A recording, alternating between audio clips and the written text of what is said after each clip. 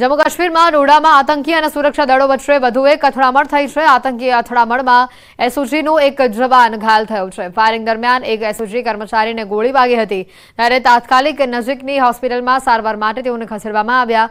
મહત્વનું છે કે જેમ સંયુક્ત ટીમ શંકાસ્પદ સ્થળની નજીક પહોંચી ત્યારે છુપાયેલા આતંકવાદીઓએ દળો પર ગોળીબારી શરૂ કરી હતી। તેમાં એક એસઓજી સુરક્ષાકર્મી ઘાયલ થયા હતા। ત્યારે હાલ તો પોલીસ અને સેનાની 4 આરઆરની સંયુક્ત ટીમ ડોડા વિસ્તારમાં કોર્ડન અને સર્ચ ઓપરેશન શરૂ કર્યું છે।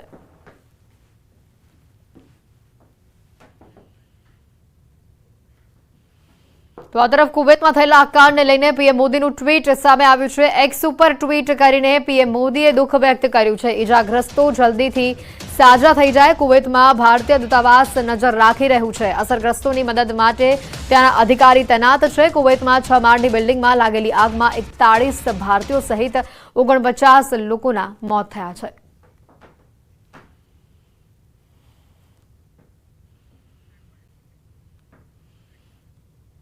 રાજકોટની સિવિલ હોસ્પિટલ ફરી એકવાર વિવાદમાં આવી છે। ડોક્ટરે દર્દી સાથે ગેરવર્તન કર્યું હોવાનો આક્ષેપ કરવામાં આવ્યો છે અને આ સાથેનો વિડીયો પણ હાલ સોશિયલ મીડિયા પર વાયરલ થઈ રહ્યો છે। વાયરલ વિડીયો અંગે સિવિલ અધિક્ષકે કહ્યું છે કે આ 15 દિવસ પહેલાની ઘટના છે।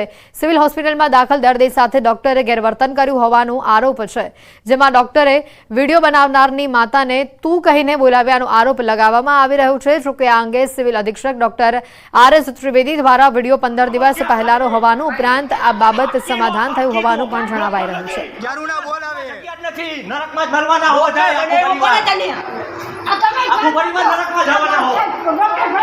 આ કોકનો ખાર કોકમાં જવતા છે, બધાય ધ્યાન રાખજો।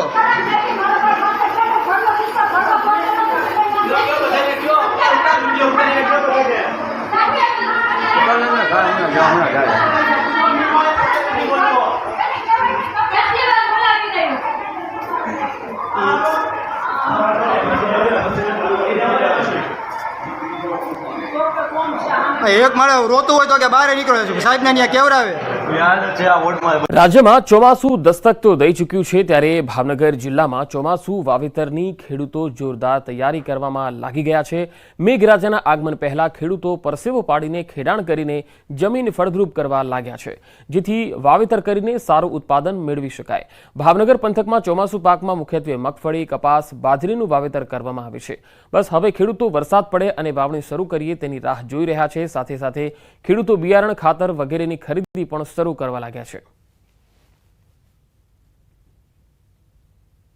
અત્યારે અમારે ખેતીવાડીના કામ પૂરજોશમાં ચાલુ છે। બધી વાવણી માટે ખેતર બેતર તૈયાર કરીને મૂક્યા છે।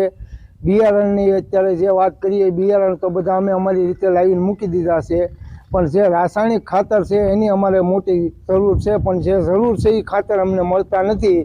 અને હાલમાં જે બીજા બધા ખાતર આવે છે એ બધા ખાતર મળે છે, અને જે જરૂર છે એ ખાતર મળતા નથી। અને હવે વરસાદની અમારે જરૂર છે, વરસાદ આવે એટલી વાર છે। અત્યારે તમે જોઈ રહ્યા છો કે જે મગફળી છે, બાજરી છે, ખરીફ વાવેતર માટેના જે ખેતરો છે એની તૈયારી પૂર્ણ કરી લેવામાં આવેલી છે, અને હવે ફક્ત કુદરત મહેરબાન થાય એની રાહ ખેડૂતો છે। ખાતર બિયારણ ભેગા કરી લીધેલા છે, પણ સરકાર જે ખાતર છે, ખાસ કરીને રાસાયણિક ખાતર અને હાઇબ્રિડ બિયારણ એની તંગી બજારમાં છે। રાસાયણિક ખાતર માટેનો મોટામાં મોટો પ્રશ્ન છે અને બજારમાં મળતું નથી। ચોમાસાની શરૂઆત થવાની તૈયારી છે, ટૂંક સમયમાં વાવણી થઈ જશે અને ભાવનગર જિલ્લાની અંદર ખેડૂતો પોતાની ખેતીની પૂર્વ તૈયારી કરવા લાગ્યા છે। એમાં ખાસ કરીને જમીનની તૈયારી પૂર્ણ થઈ ગયેલી છે, અને પાયામાં જે કંઈ પૂરતી ખાતરો આપવાના હોય એ ખાતરો પણ ખેડૂતો આપી અને વાવણીની તૈયારી કરી રહ્યા છે। ખાસ કરીને વિશેષ સંદેશ અમારે આપવાનો છે કે ખેડૂતો જે બિયારણ પસંદ કરે, અને એમાં ખાસ કરીને ભાવનગર જિલ્લામાં સૌથી વધારે કપાસનું વાવેતર થાય છે, તો સરકાર દ્વારા જે માન્યતા પ્રાપ્ત છે એ બિયારણ ખરીદે। 35 દિવસના વેકેશન બાદ સ્કૂલો શરૂ થઈ રહી છે। આજે સવારથી જ શૈક્ષણિક સત્રનો પ્રારંભ થઈ ચૂક્યો છે। શાળાઓ આજથી વિદ્યાર્થીઓના કોલાહલથી ગુંજી રહી છે। રાજકોટ આગકાંડની ઘટના બાદ બાળકોની સલામતી માટે તંત્ર પણ સજ્જ બન્યું છે। અમદાવાદમાં શાળામાં આજથી શૈક્ષણિક સત્રનો પ્રારંભ થયો છે। અમદાવાદ ગ્રામ્યના જિલ્લા શિક્ષણ અધિકારીએ શાળાની મુલાકાત પણ લીધી। ઘાટલોડિયાની શાળામાં બાળકોની સલામતી માટે લેવાયેલા પગલાંનું નિરીક્ષણ કર્યું। ફાયર સેફટી સિસ્ટમની ચકાસણી કરી હતી।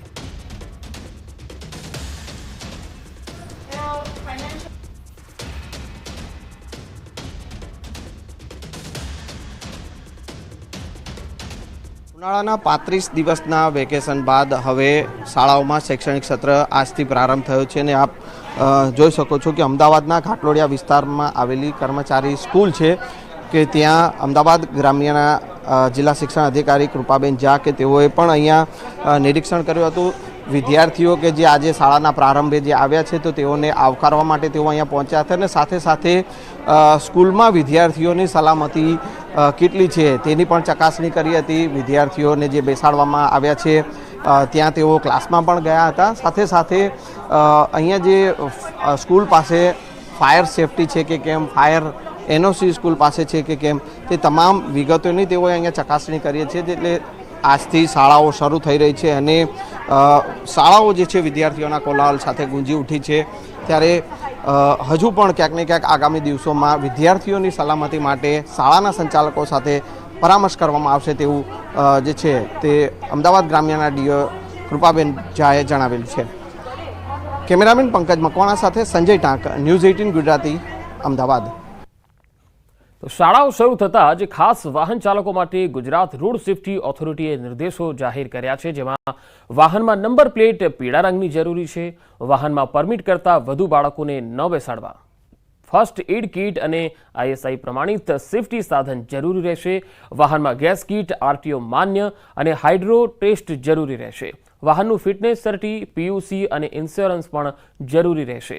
ડ્રાઈવર પાસે અધિકૃત ડ્રાઇવિંગ લાયસન્સ પણ જરૂરી છે. વાહનમાં ઇમરજન્સી એક્ઝિટ હોવી પણ જરૂરી છે. વધુ ગતિ હોય તો સ્કૂલ મેનેજમેન્ટને જણાવવાનું રહેશે. વાહન પર શાળા સંચાલકનું નામ અને નંબર અવશ્ય લખવાનું રહેશે. સ્કૂલ બસમાં GPS અને CCTV કેમેરા જરૂરી છે.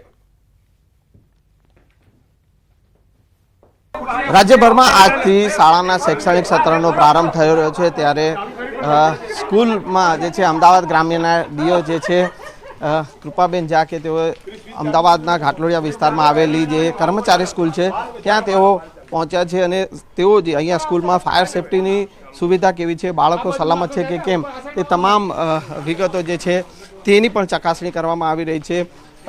મેડમ આપણી સાથે છે, તેઓ પાસેથી જાણીશું. મેડમ, આજથી શાળાના શૈક્ષણિક સત્રનો પ્રારંભ થયો છે. આપે જે છે સ્કૂલની મુલાકાત લીધી છે? બસ સ્કૂલની આજે મુલાકાત લીધી છે. શાળામાં આમ તો શાળાની અમારી ટીમ દ્વારા અગાઉ પણ ચકાસણી થઈ ગયેલ છે. ફાયર એનઓસીની દ્રષ્ટિએ આ શાળાની વાત કરીએ તો આ શાળા સેલ્ફ ડિક્લેરેશનમાં આવતી હોય તેમાં એનઓસી લેવાની રહેતી નથી, પણ તમામ હોઝરીલ સહિતના તમામ સાધનો અહીંયા ઉપલબ્ધ છે. એ કાર્યરત છે કે કેમ એની ચકાસણી અત્યારે અમે કરી રહ્યા છીએ. પણ કાર્યરત આપ જોઈ શકો છો કે આ કાર્યરત સ્થિતિમાં છે અને બાળકો માટે સલામતીની સંપૂર્ણ વ્યવસ્થા અહીંયા ધ્યાને આવેલ છે. એના માટે અમે ટૂંક સમયમાં હવે તાલીમ સહિતની બાબતો પણ આયોજિત કરી રહ્યા છીએ અને અમારી શિક્ષણ વિભાગ દ્વારા તમામ સંચાલકશ્રીઓને આ બાબતે સૂચનાઓ આપવામાં આવેલી છે. આ ઉપરાંત ગૃહ વિભાગ દ્વારા RTO અને ટ્રાફિક વિભાગને પણ યોગ્ય સૂચનાઓ આપવામાં આવેલી છે અને તમામ સમગ્ર તંત્ર મળી અને આ પ્રક્રિયામાં બાળકો સલામતીપૂર્વક શાળાએ પહોંચે તે સમગ્ર તંત્ર તેના માટે સુનિશ્ચિત કરવા માટે અત્યારે સુસજ્જ છે. બિલકુલ. તો શાળાઓમાં વિદ્યાર્થીઓની સલામતી જે છે તે પ્રાયોરિટીના ભાગરૂપે જે છે હાલ જે શાળાઓ શરૂ થઈ રહી છે ત્યાં પણ તંત્રના અધિકારીઓ ચકાસણી કરી રહ્યા છે અને સાથે સાથે ફાયર સેફટી, ફાયર એનઓસીની સાથે વિદ્યાર્થીઓને જ્યારે લઈને અવર જવર કરતી સ્કૂલ વેન છે કે ત્યાં નિયમોનું ઉલ્લંઘન થતું હોય તો તેનું પણ જે છે સંચાલકો સાથે પરામર્શ કરવામાં આવશે. કેમેરામેન પંકજ મકવાણા સાથે સંજય ટાંક, ન્યૂઝ 18 ગુજરાતી, અમદાવાદ. આગળ વધુ સમાચારો જોઈશું. હાલ રોકાઈશું એક બ્રેક માટે.